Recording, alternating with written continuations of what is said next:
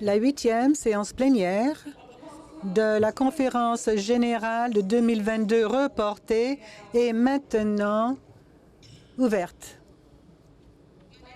Je m'appelle Sharma Dunn-Lewis, un méto-intello qui a été élevé dans l'État de la Géorgie et on me connaît la broua.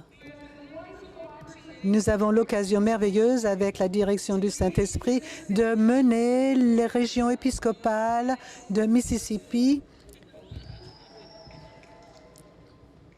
Et aujourd'hui, nous célébrons la journée méthodiste. Nous vous remercions et remercions tous les méthodistes pour nos invités aujourd'hui et les méthodistes qui nous rejoignent aujourd'hui du monde entier.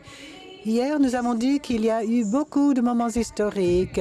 Nous avons passé le marteau à l'évêque Tracy Malone, la première afro-américaine qui va diriger le Conseil des évêques.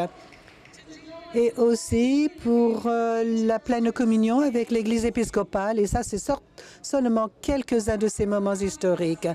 Et donc, dans la lamentation 22 et 23, c'est né la miséricorde du Seigneur que nous ne sommes pas consommés parce que par la compassion de Dieu n'échoue jamais. Elle est renouvelée chaque matin parce que nous savons combien ta fidélité est grande. Et j'ai aussi entendu qu'il y a beaucoup de délégués et beaucoup de gens qui ont ressenti beaucoup d'anxiété à cause de toutes les pétitions et tout le travail que nous devons faire. Mais dans cet esprit, Philippiens 4, 6 à 7, c'est un autre passage très familier. N'ayez pas peur concernant rien du tout, mais dans toute situation, par la prière et par la pétition, avec action de grâce, nous vous présentons les requêtes au Seigneur et la paix du Seigneur qui transcende toute compréhension va garder votre cœur et votre esprit en Jésus-Christ. Alors, réfléchissez à cela pendant un petit moment. Je suis très bien heureuse d'avoir mes deux évêques qui vont me soutenir, l'évêque Connie Shelton et l'évêque Robert Farr. Amen. Alors, prions ensemble, mais je voulais aussi partager avec vous que on m'a attiré l'attention sur l'évêque post de Facebook. Lindsay Davis, l'évêque retraité, va avoir une intervention chirurgicale sur les hanches ce matin. Prions pour lui aussi. Ô Dieu Tout-Puissant, ta parole dans le psaume 46 nous dit de nous arrêter, d'être calmes et de savoir que tu es Dieu. Alors, pendant un moment, centrons-nous sur ces paroles et arrêtons-nous et soyons calmes.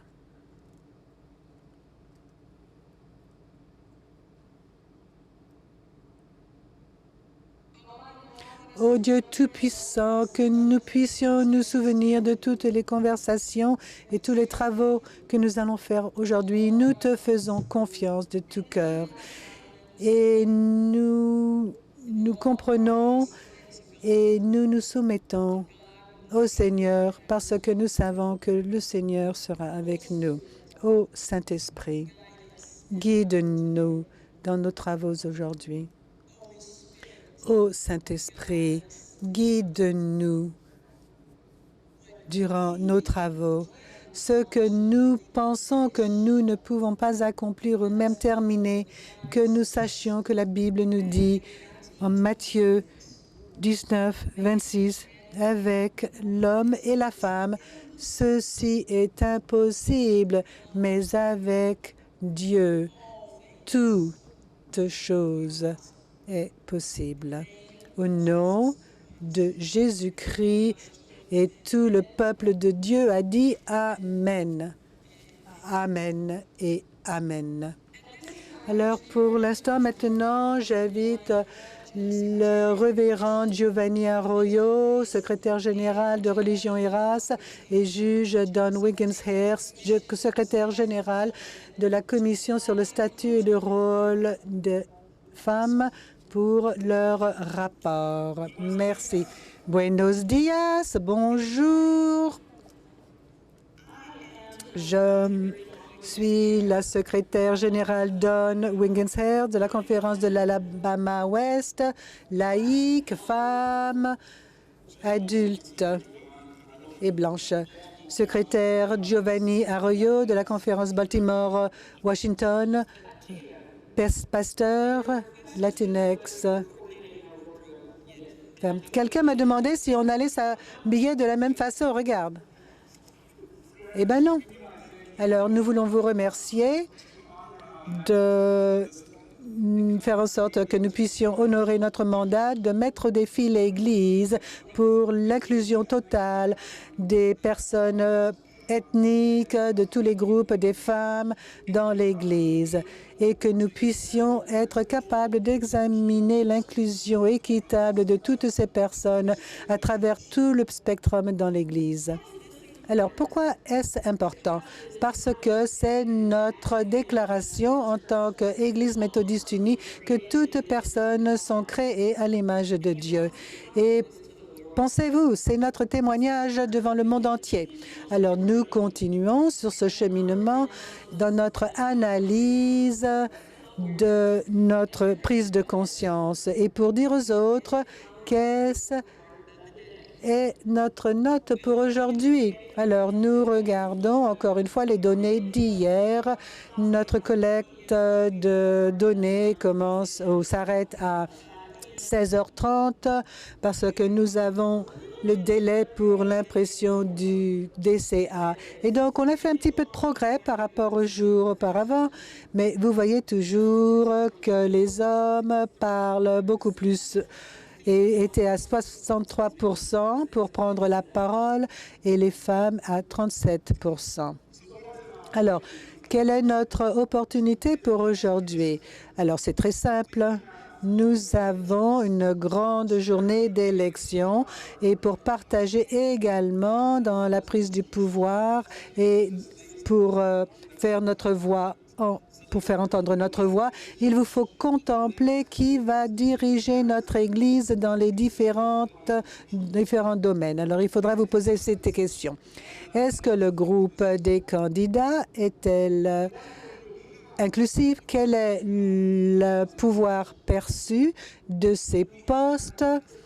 Est-ce que nous avons un préjugé implicite en termes d'ethnicité, en termes de compétences pour le candidat?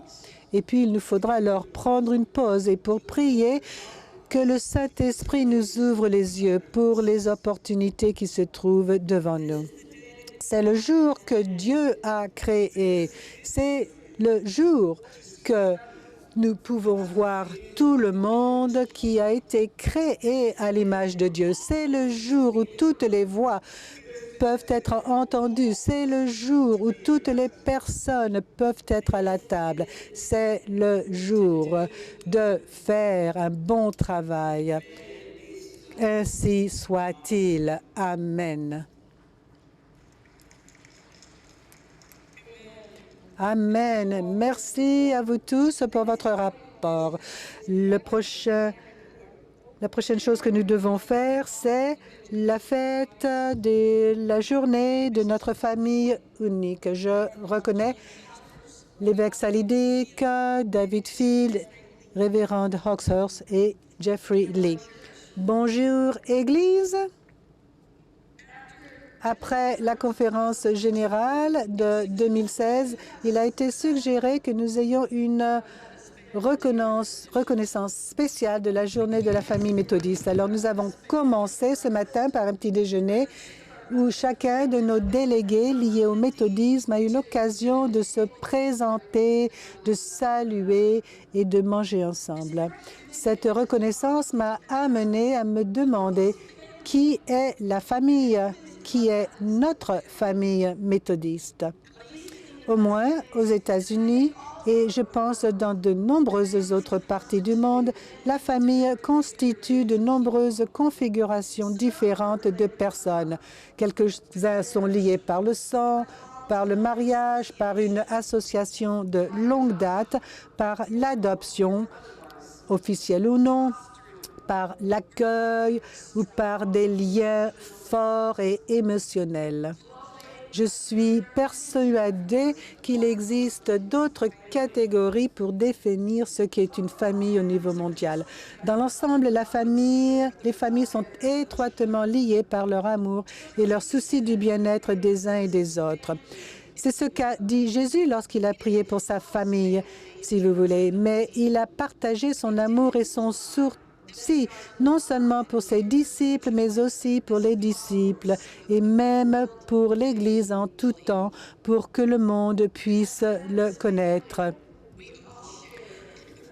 Et nous partageons aussi un fondateur et une tradition wesleyenne. Nous partageons des cantiques wesleyens, des pratiques de grâce, de tous les documents wesleyens.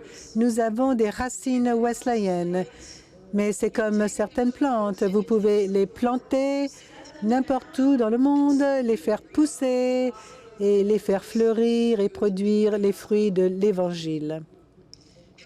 Mais toutefois, où que ces racines soient plantées, il existe quelque chose d'unique dans l'expression du méthodisme qui grandit à partir de notre racine commune.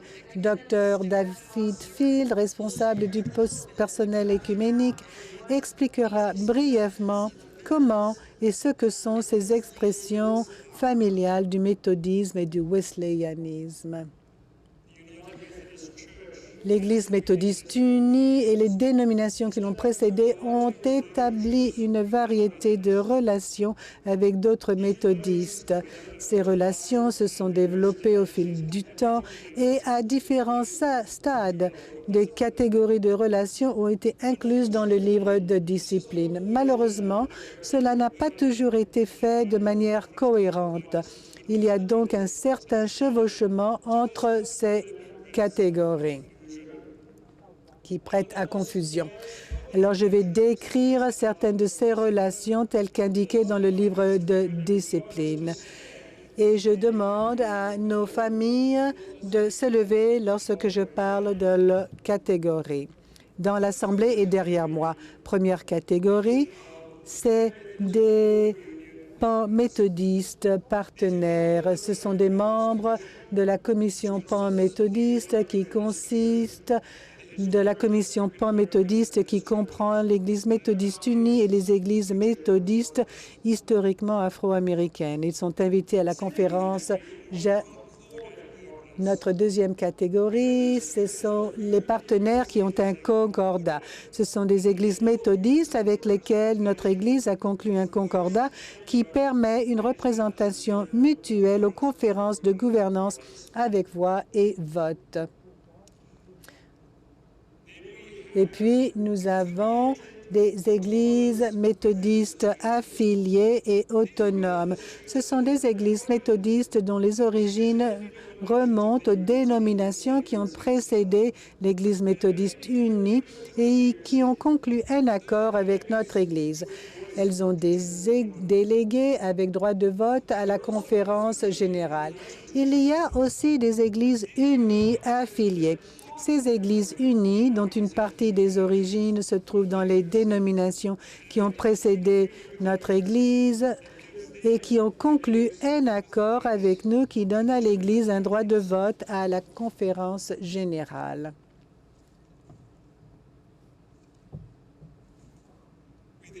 Et puis, nous avons aussi des partenaires de pleine communion.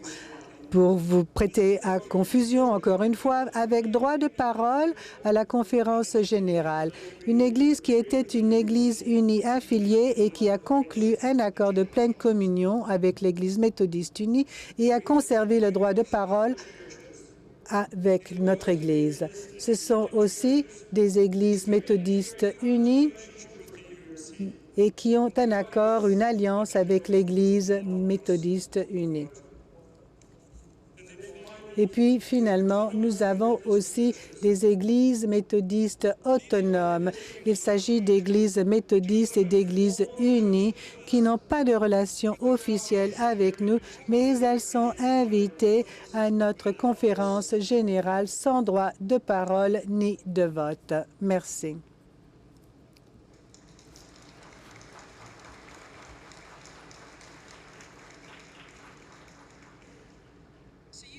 Alors, vous voyez que le méthodisme continue à être un mouvement vital qui s'étend à travers la création de Dieu. Et nous voulons à la fois le célébrer et l'affirmer. L'amour est partagé, des disciples sont formés et des transformations se produisent dans toute la création de Dieu. Le méthodisme peut avoir un aspect légèrement différent selon les régions, mais tout cela découle de notre désir, comme l'a dit Wesley, d'étendre la main droite de la fraternité. Qu'il s'agisse du Conseil méthodiste d'Afrique, de l'aide aux sinistrés des tempêtes en Asie ou de nos frères et sœurs exerçant le ministère dans l'Ukraine déchirée par la guerre et dans bien d'autres endroits, le mouvement lancé par les Wesléens et leurs partenaires continue de servir Jésus-Christ.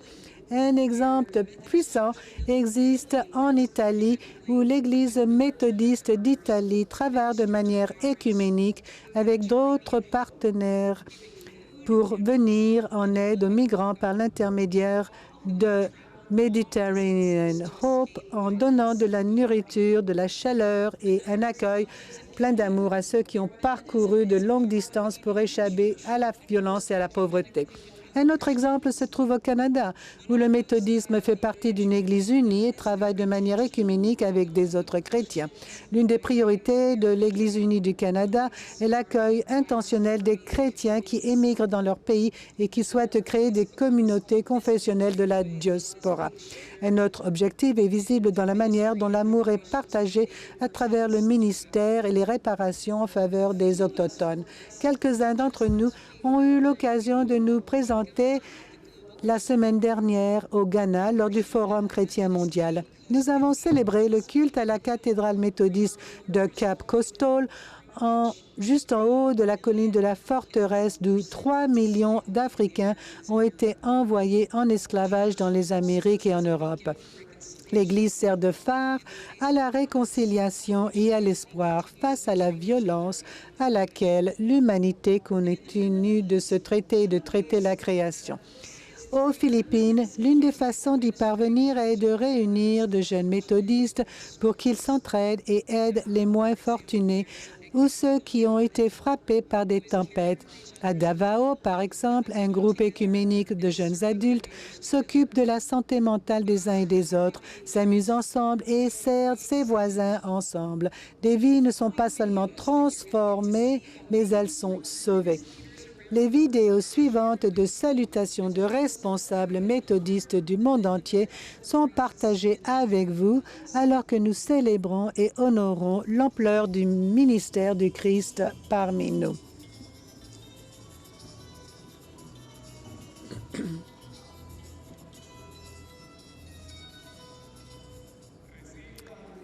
Église méthodiste de Porto Rico, recevez les salutations fraternelle de vos frères et sœurs de l'Église méthodiste de Porto Rico. Nous sommes une Église vivante dont l'histoire est riche en traditions, en actions sociales et en activités de proximité tant à l'intérieur qu'à l'extérieur de l'archipel portoricain.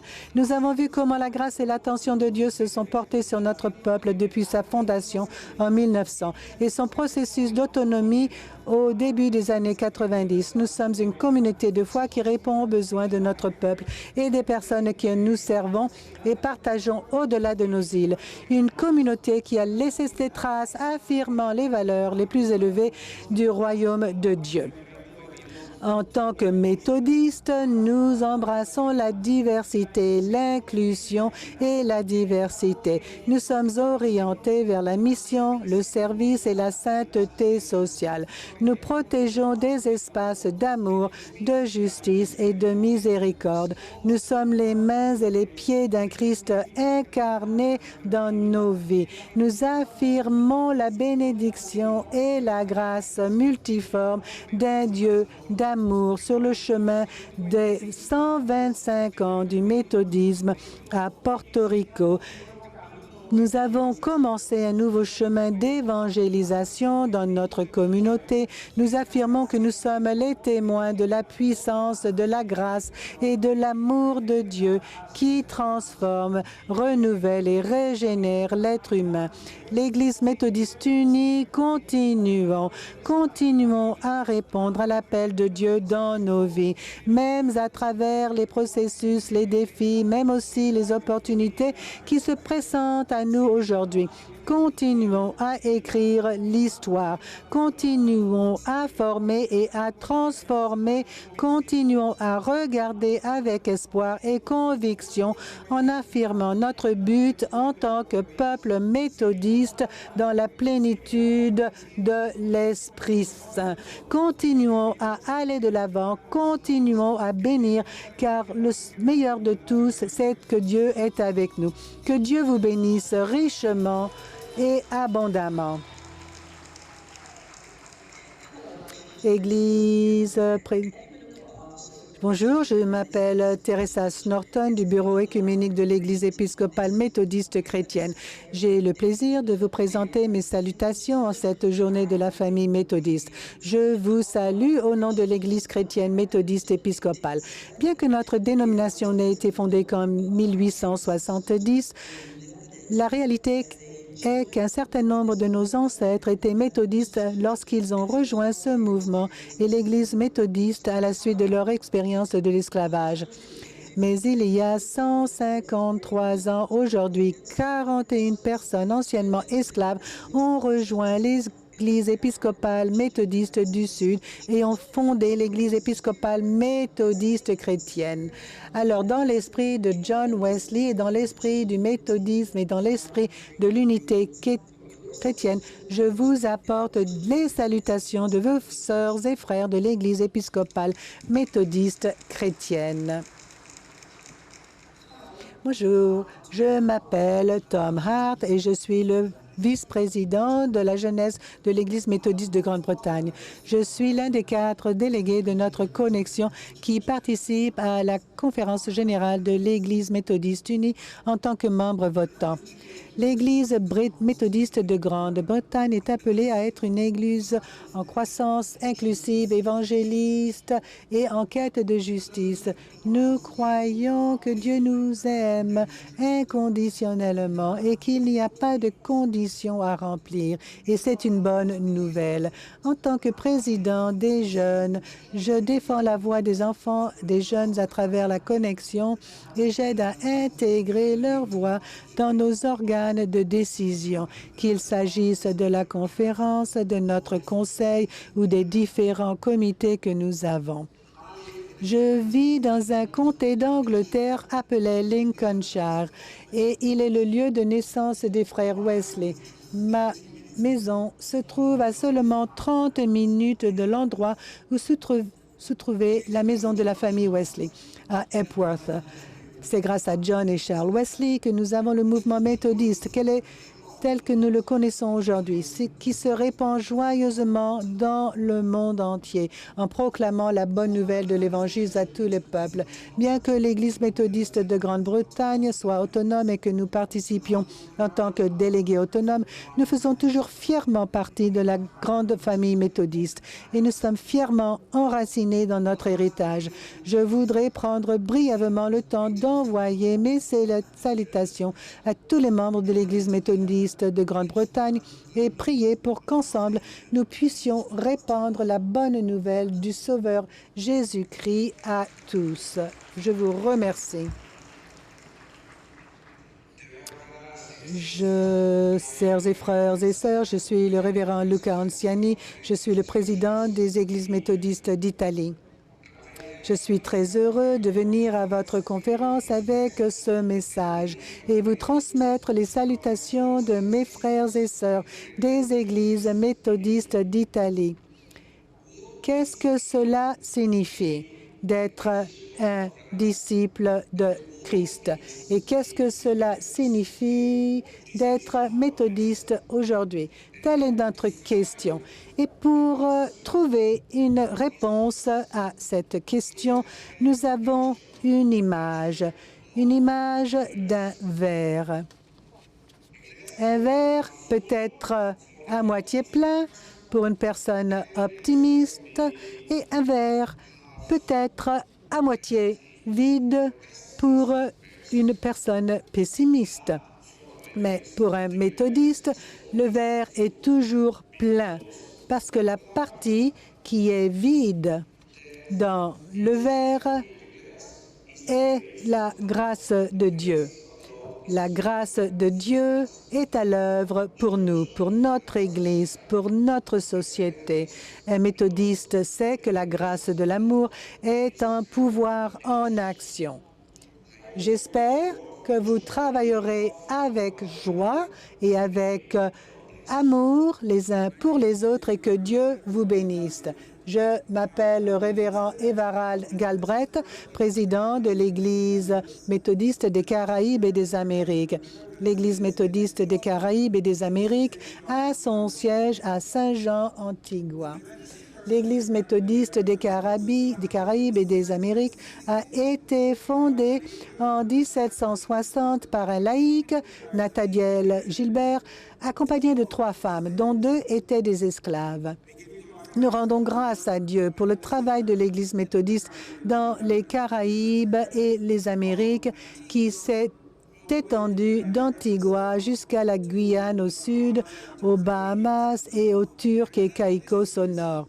Elle compte 8 districts, la conférence des îles Turques et Caïcos, du Belize et du Honduras, de la Guyane, le district d'Haïti, le Jamaïque, des îles sous le vent, de Panama, du Costa Rica, ainsi que des Caraïbes et du Sud. Nous opérons dans 27 pays différents, utilisant 6 langues officielles et 17 devises différentes d'argent. L'une des particularités de l'Église méthodiste des Caraïbes et des Amériques est que tous nos ministres sont formés au Collège théologique United des Indes d'Ouest, où sont également formées de nombreuses personnes d'autres confessions.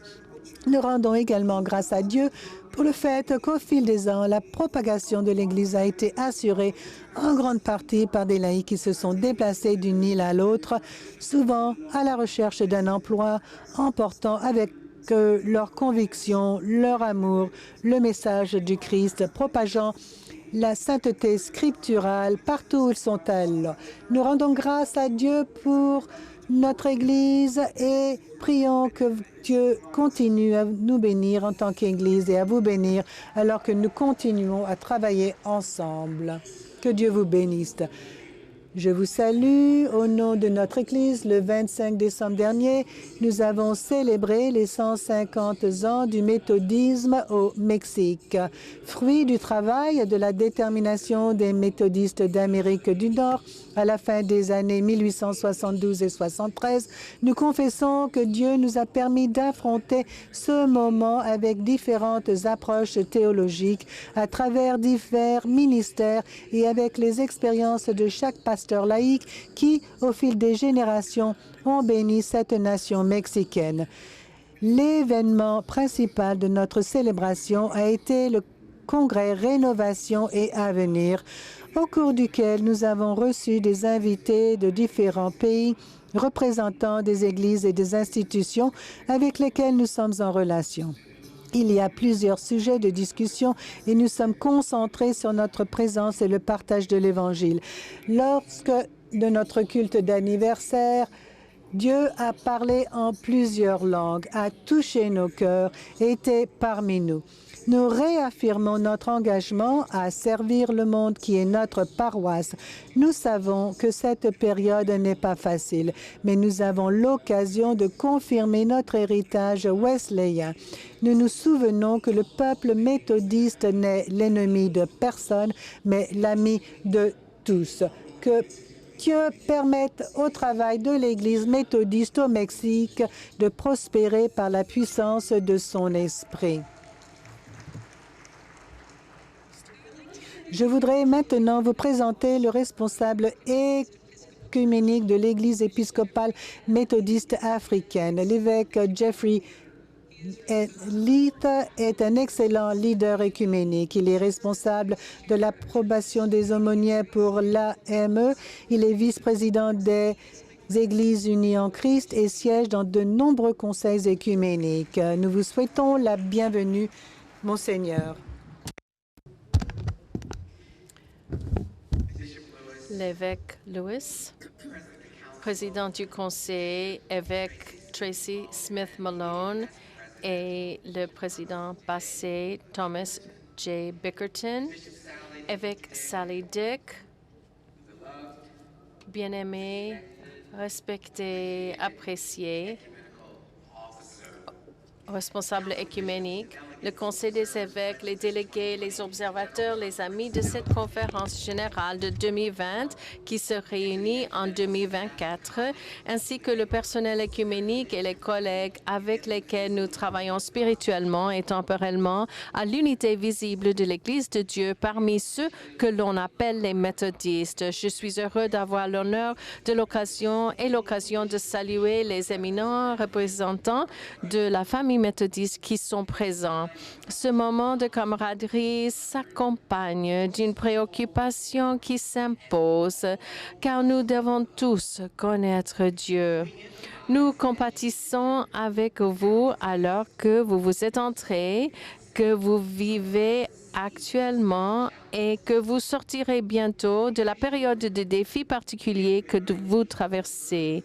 Soyez assurés que nous portons les fardeaux les uns les autres en écoutant, en priant et en nous levant pour vous aider dans la mesure de nos possibilités. Nous prions pour votre sainte détermination institutionnelle et pour votre esprit individuel. La famille méthodiste prie sincèrement et sans relâche pour que vous soyez guéris des blessures de la désaffiliation, délivrés des déceptions des relations modifiées, et que vous viviez au-delà de la perte et que vous obteniez la grâce qui vous permettra de surmonter le chagrin, que vous ayez de l'espoir dans de nouveaux horizons de sainteté et que vous soyez assurés du salut établi par l'action inhabituelle d'une croix et confirmée par une communauté de résurrection composée de la camaraderie et de l'esprit du disciple de ceux qui répondent à l'appel du Sauveur. Pour reprendre les mots de l'évêque Bickerton, voici la saison de la compassion, du courage et de la camaraderie. Rappelez-vous que nous sommes un peuple équilibré qui s'accroche aux Écritures, mais qui ne renie pas la raison, la tradition et la présence guidante de l'Esprit Saint à travers l'expérience. Cela ne nous fera pas défaut à notre époque. Laissez le feu de votre amour de Dieu allumer la compassion que vous avez pour l'humanité dans ses expressions particulières et générales. Faites preuve d'une compassion qui pardonne, qui est ouverte à l'ami et à l'ennemi et qui reconnaît notre dépendance universelle à l'égard de la miséricorde et des bienfaits de la grâce. Ayez le courage de célébrer le bien et le saint de votre passé.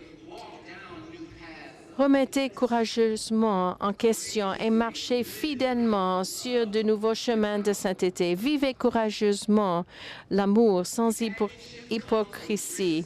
L'accompagnement s'accompagne de risques d'inconfort et d'une certaine appréhension.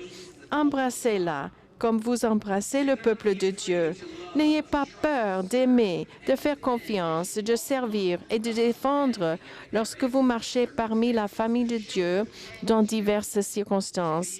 Montrez que le compagnonnage est lié à la compassion et au courage par la foi, la justice, la dignité et le respect mutuel.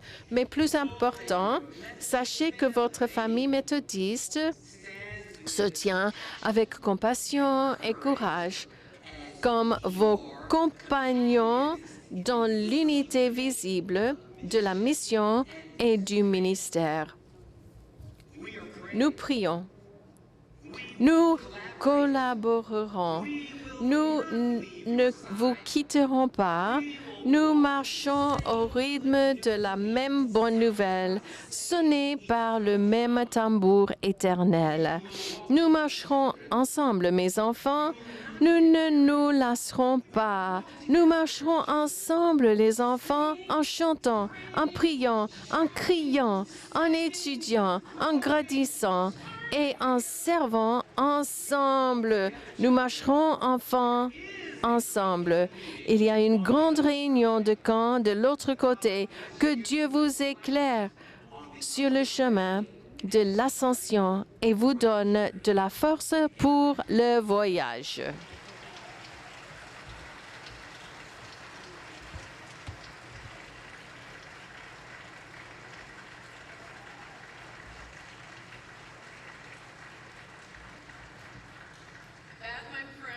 Alors, mes amis, ça c'est la puissance de l'écuménisme. Nous ne marchons pas seuls et nous marchons les mains dans la main avec les autres. Alors que vous accueillez et interagissiez avec les membres de notre famille méthodiste au cours de cette conférence générale, j'espère que vous aurez l'occasion de poser des questions, d'écouter et d'apprendre ce qui est unique là où le méthodisme grandit et produit des fruits, mais aussi ce qui nous unit dans notre témoignage et notre travail commun en tant que méthodistes. Je prie que vous embrassez notre famille méthodiste. Exprimons encore une fois notre amour pour toute la famille méthodiste.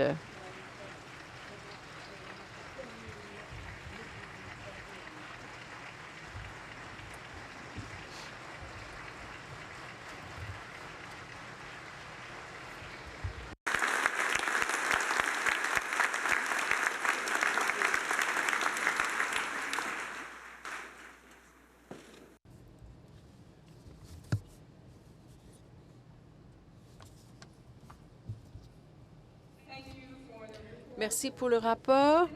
Et maintenant, j'aimerais vous demander de reconnaître encore une fois et de louer évêque Sally Dick comme notre officier écuménique sortant et notre personnel écuménique. Est-ce que nous pouvons les applaudir? Amen.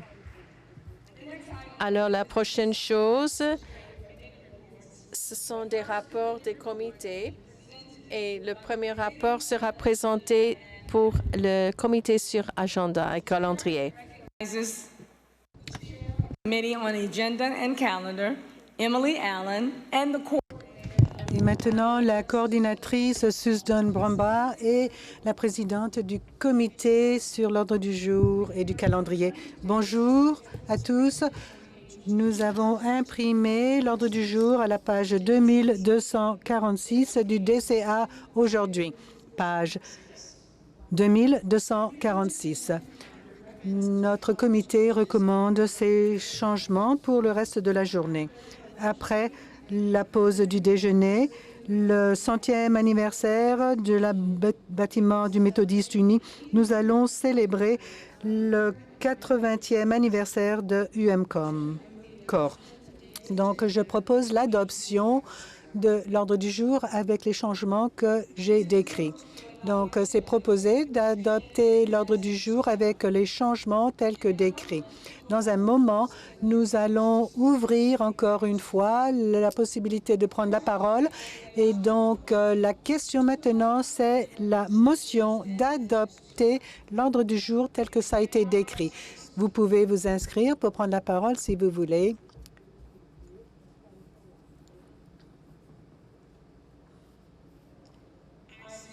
Je ne vois personne qui voudrait prendre la parole pour l'instant, donc nous allons continuer.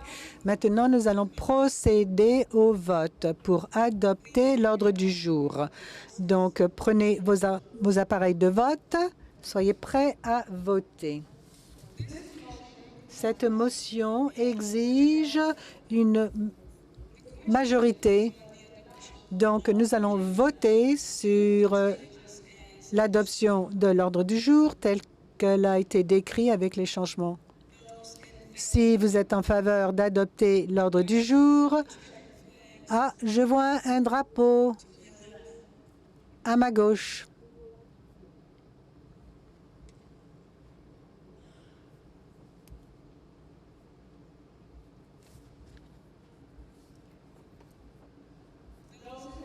Ceux qui sont en faveur, appuyez sur 1. Ceux qui s'y opposent, appuyez sur 2. Alors, vous pouvez voter maintenant.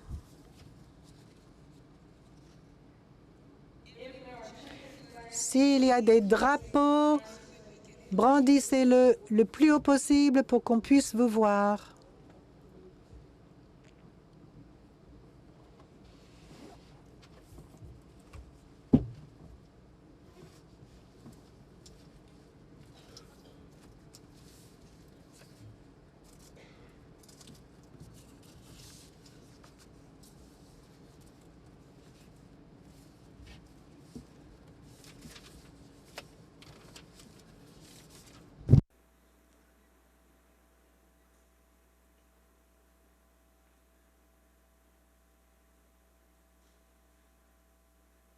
Do we have any more check?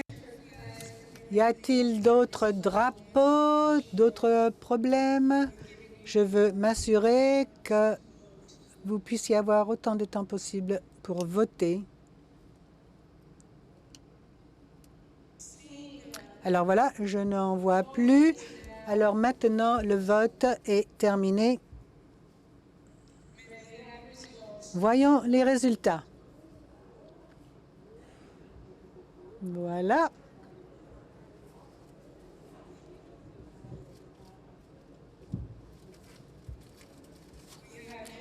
Nous avons 728 votes oui et 7 non. Et puis, bien sûr, nous avons adopté l'ordre du jour. Et donc, l'ordre du jour est devant nous. Merci, évêque, pour les changements.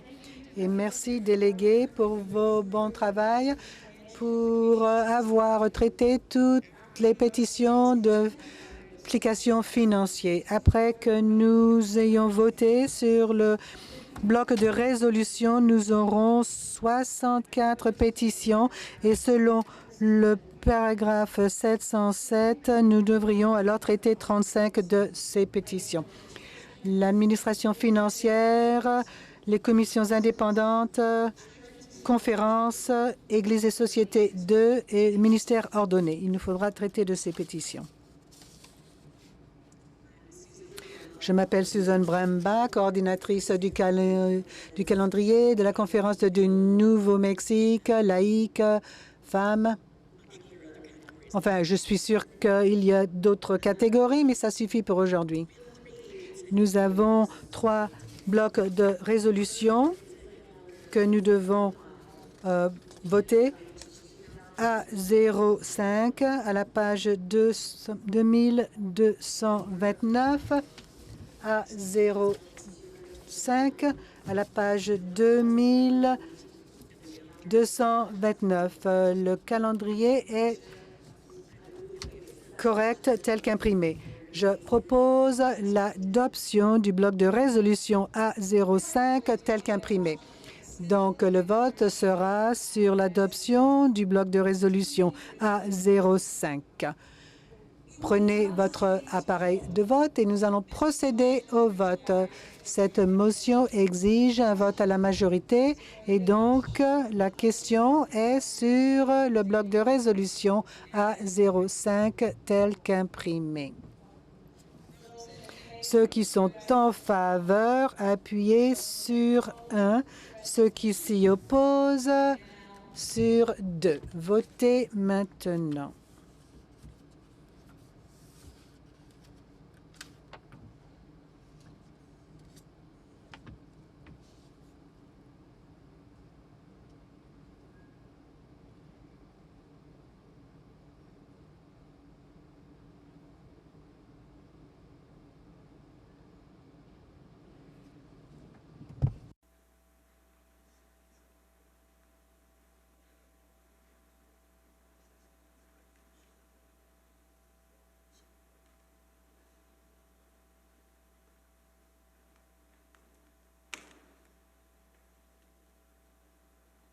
Flag in front of me.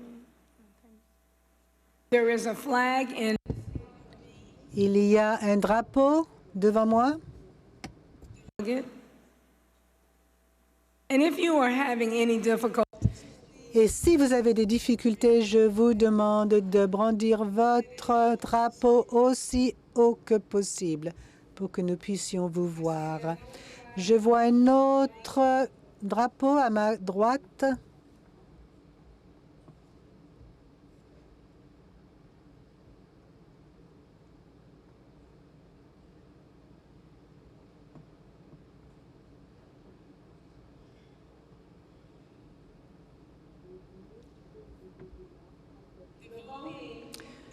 Le vote est maintenant terminé. Voyons les résultats. 692 oui, 51 non. Donc, la motion a été adoptée. Le bloc de résolution A05 a été approuvé tel qu'imprimé. Voilà.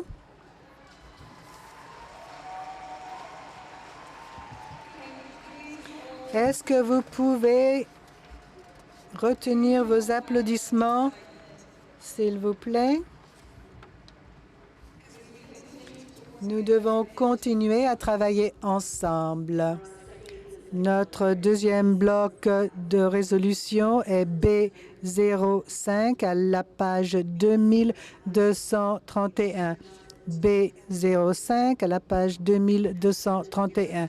Comme j'ai mentionné hier, 6 pétitions ont été retirées. Ceux de 513 à 518 ont été retirés. Donc, je demande que le calendrier soit adopté à l'exception des numéros du calendrier qui ont été retirés. Donc, la question, c'est d'adopter le calendrier B05 à l'exception de ces 6 qui ont été retirés. Prenez votre appareil de vote et cette question exige un vote à la majorité. C'est pour adopter le bloc de résolution B05 à l'exception des rubriques qui ont été retirées. Ceux qui sont en faveur, appuyez sur 1. Ceux qui s'y opposent, sur 2. Vous pouvez voter maintenant. Et encore une fois, si vous avez des difficultés, brandissez votre drapeau aussi haut que possible pour que nous puissions vous assister.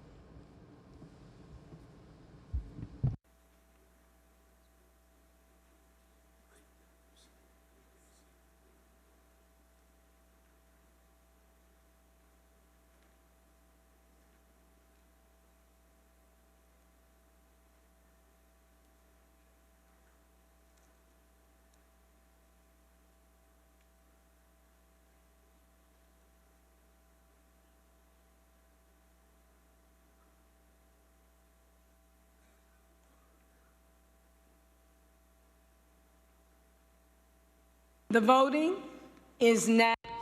Le vote est maintenant terminé. Voyons les résultats.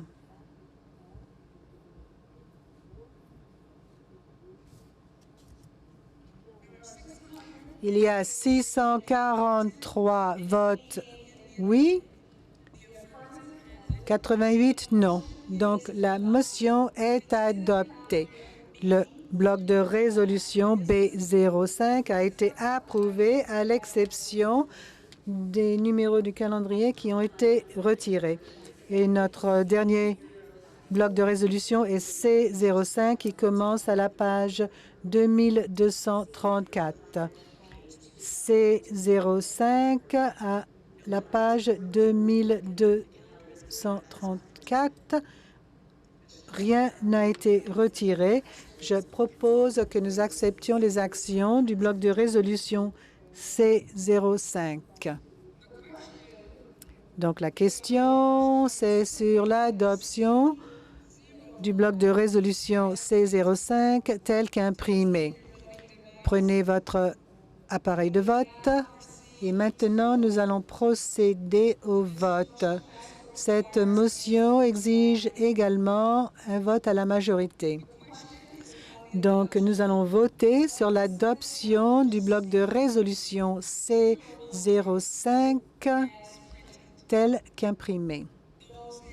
Ceux qui sont en faveur, appuyez sur 1.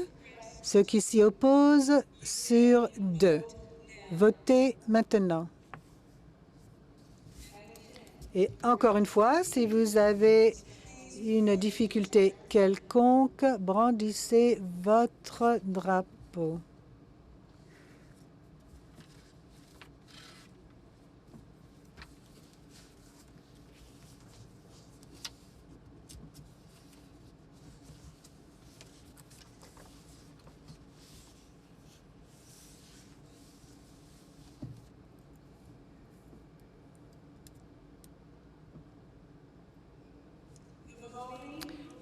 Le vote est maintenant terminé. Voyons les résultats. Il y a 659 votes pour oui et 67 non. Donc, la motion a été adoptée. Le bloc de résolution C05 est approuvé tel qu'imprimé.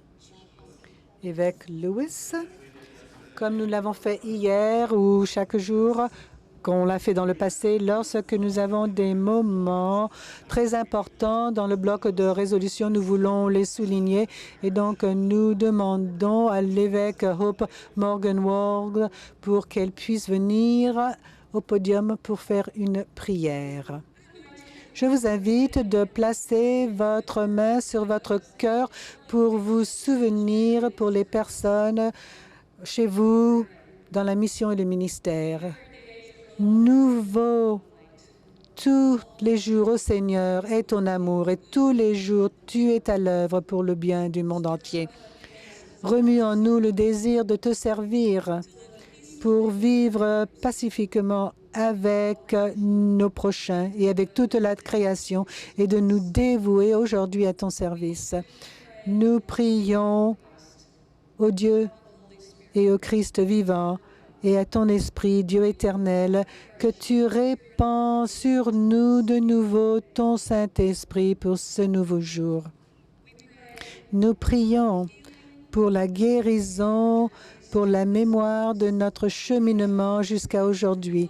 Et nous savons que tu as un amour qui se répand partout. Et nous te demandons de nous employer en tant qu'artisans de la paix pour guérir ton monde et pour accueillir toute personne dans l'amour du Seigneur et de l'Éternel. Et nous prions tout ceci au nom de Jésus-Christ. Amen. Alors, je pensais que j'allais vous dire que nous n'avons plus de bloc de résolution, mais en fait, nous avons un autre bloc de résolution à la page 251 du DCA d'aujourd'hui et contient un seul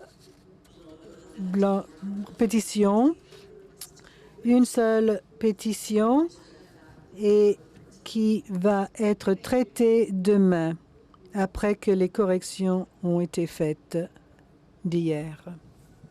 Merci, évêque. Et donc, le prochain rapport administratif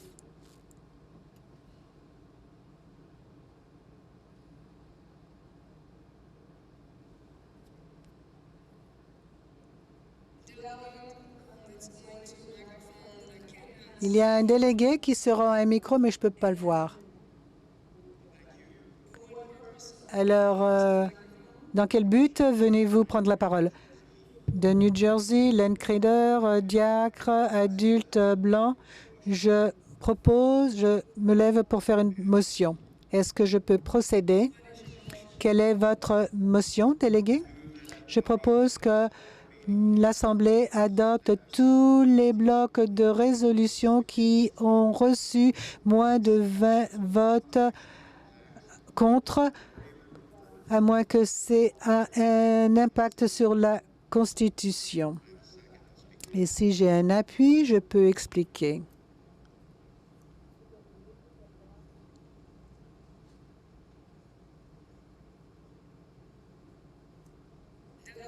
Délégué, je voudrais vous demander si vous pouvez mettre votre motion par écrit, de nous l'apporter ici, et après que le comité sur les procès-verbaux fait son rapport, nous pourrons examiner cette motion.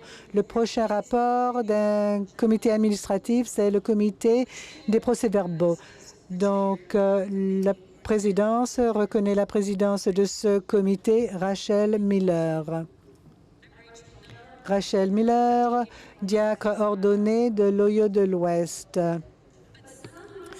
Mais quelqu'un pourrait dire que j'ai été envoyé en tant que missionnaire à partir de mon État où j'étais né, le Kentucky. Peut-être je n'habite pas toujours au Kentucky, mais je suis toujours habitante de ce pays dans mon cœur. Alors, dans notre rapport aujourd'hui pour le comité des procès-verbaux, l'errata se trouve à la page 2246 du DCA d'aujourd'hui, daté du 1er mai, volume 5, numéro 8. Le DCA, volume 5, numéro 7, à la page 2199, nomination pour l'agence Commission des archives et histoire.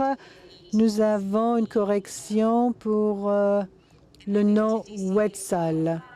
Et le volume 5, numéro 6, page 2107, pour les nominations du Conseil judiciaire a été mise à jour et la page 2113 pour les sketchs biographiques. Nous n'avons pas épelé le nom de Jessica Victoria de la bonne façon. Donc, nous vous remercions pour votre temps et notre soin en nous assistant à perfectionner nos archives. Merci. Merci de votre rapport. Donc, la motion n'a pas atteint notre table. Donc, nous allons procéder au prochain rapport. C'est le comité des présidents de séance et donc nous invitons Jasmine Smothers et Oden Westad de présenter leur rapport. Bonjour. Alors, on va réessayer. Bonjour. Oui. Et gloire au Seigneur, nous sommes arrivés à mercredi. Je m'appelle Jasmine Rose Smothers, clergé afro-américaine, femme adulte, déléguée de la conférence de la Géorgie du Nord. Et aux États-Unis, mes pronoms sont féminins. Oden Westad et moi-même, nous dirigeons le comité des présidents de séance, l'équipe qui est chargée de sélectionner et d'avertir nos présidents de séance pour chaque séance plénière. Good morning. Je m'appelle Oden Westad, la déléguée laïque de la conférence de la Norvège. Aujourd'hui, c'est le 1er mai, la journée des ouvriers partout dans le monde entier.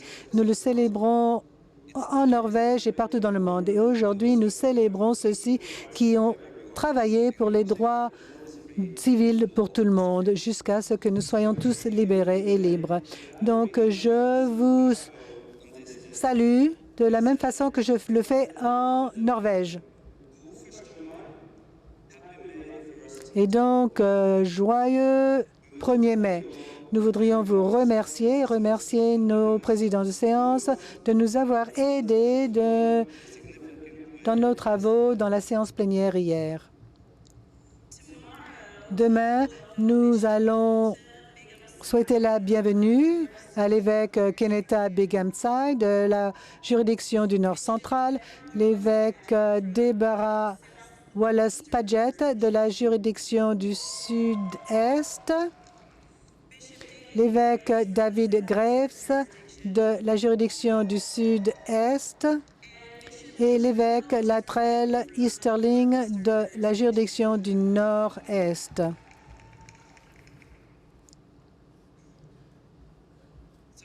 Alors, mes amis, continuez à aider les présidents de séance et les interprètes pour que les séances plénières soient plus accessibles à tous les enfants de Dieu